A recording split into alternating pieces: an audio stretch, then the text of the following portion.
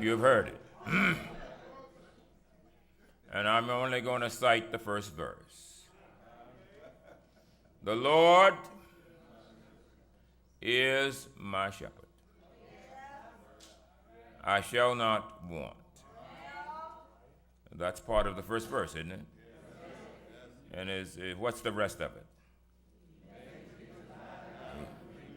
He maketh me. He maketh me to lie down in green pastures. He makes me to lie down in green pastures. He makes me. What a statement. It almost comes as an insult to those of us who think that we are so free, autonomous. Nobody can make me do nothing. And yet, this sagacious leader of the ancient world talks about a God who makes me. And of course, you see in your Bibles that David's name is on the psalm, but if you came to seminary, we would have to share with you other perspectives. And I won't try to disabuse you tonight, but just accept the fact that David's name is on the psalm. But there are scholars who argue that if in this wisdom literature, that if David had not written the psalm, we would have had to at least give him credit for it, because it has such tenderness about it that it is so nurturing, and it reflects the heart of a shepherd. A king could not have written this psalm. It reflects the heart of a shepherd. But the confusing part about it is that one would have to ask, what does a shepherd know about making something?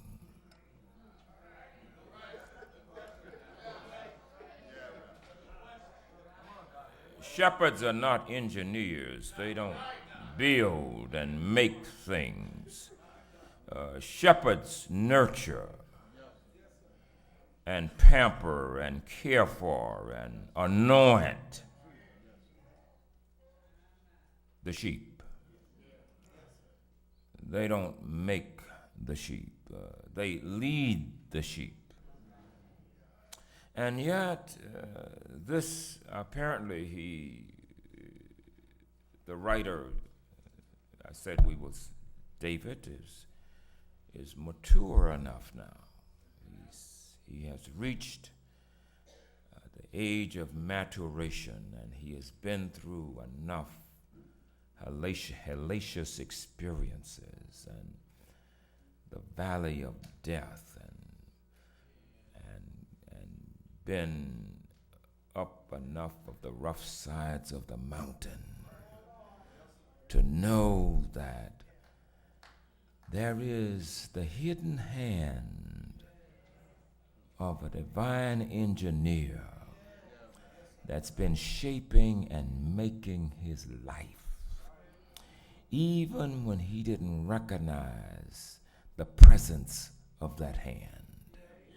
He makes me. He makes me. And that's present tense. He's aware that there's somebody who created him in his mother's womb, and as in the poetic language of Job, knitted him together in his mother's womb. But he's not talking about then. He's speaking of now, existentially, in the moment, that there is somebody who makes me. And he must have been old enough to recline and just sit back in his recliner and think about his life and just let the reel of memory roll and think about it. And he concluded, the Lord is my shepherd. He makes me to lie down in green pastures. Let's look at this. The different ways in which he sees God making him.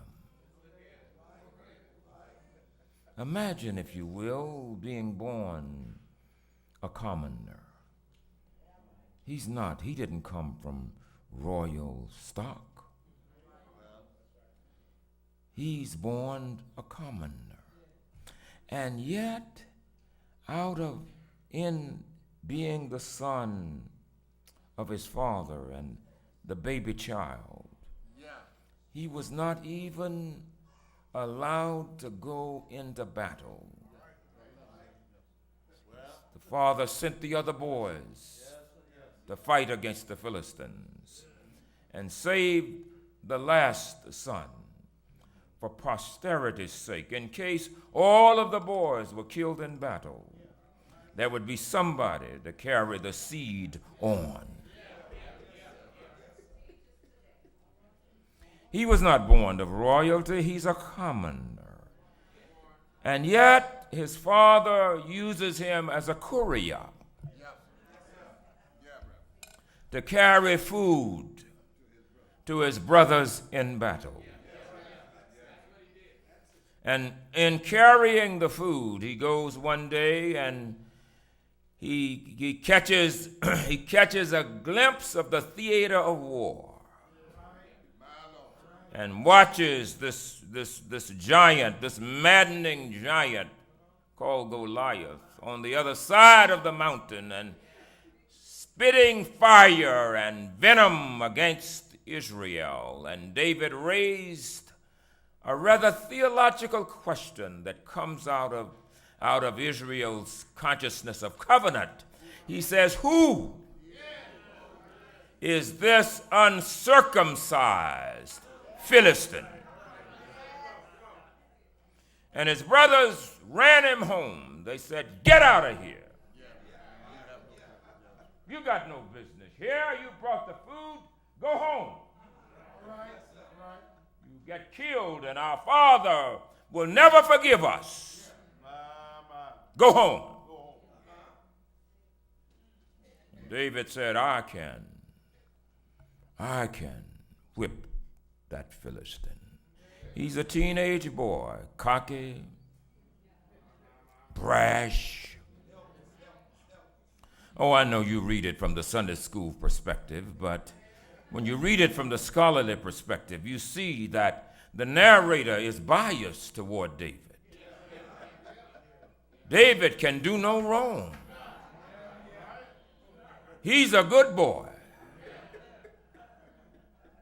And as a matter of fact, when you read it closely, you see that the narrator portrays the story so much in David's favor until Saul is a demon.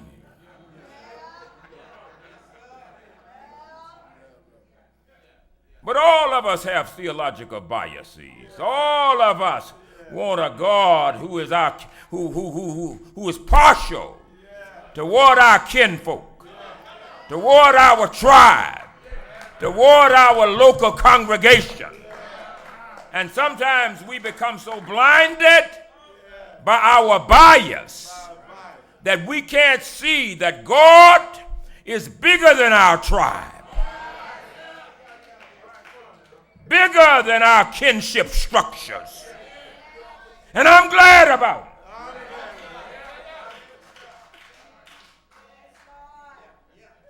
I've seen ministers who got so caught up in the fact that being called to preach that they thought that God could only call their offspring, their son, to be the next pastor.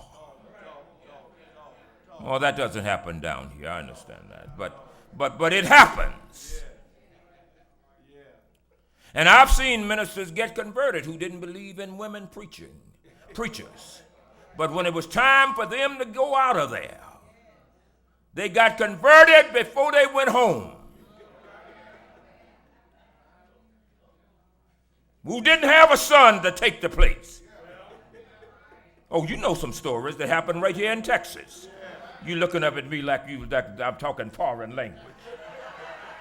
You know some stories. Oh, it's amazing how that we color God through our own eyes, isn't it? But this shepherd boy kills the giant, and there's there are two accounts of how David became king. You've read them in the text, and they don't read alike. No. Got some Bible scholars down here. You've been reading that book, haven't you? Yeah, they don't read alike. I know in Sunday school we want to make them sound alike, but they're different accounts of how David actually got to be king. Which means that theologically there was political investment by the narrator in getting David to where he wanted him to get. Lord have mercy. Lord have mercy. And we look at that. Don't look at me too strangely, because we do that in calling preachers. Oh yeah, we got political investments. Yeah, there are certain deacons who pull the strings.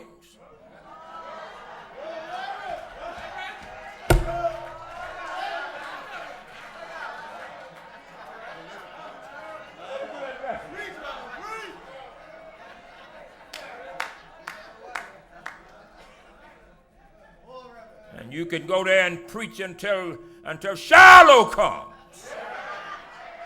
And if you don't, and deacons sit there and never show any expression. And I always say to my students, they say, oh, if God, the Lord's going to give me that church. Yeah, I say, yeah, okay. You go on thinking. You go on thinking. I said, do you remember, did you see that? I said, did you see that fella sitting all the way on that back seat? Did he ever raise his head when everybody else was shouting? And all those mothers told you you're the one, and he ain't said nothing? That means when the meeting comes up next week,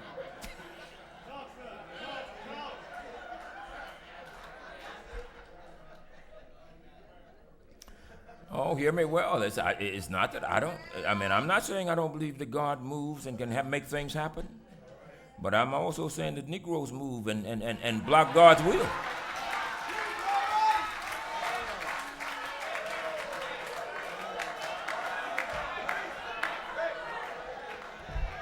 And the Lord just suffers it to be so.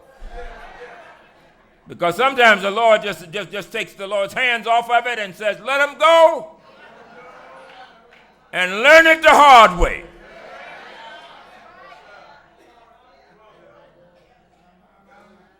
But the Lord makes us according to the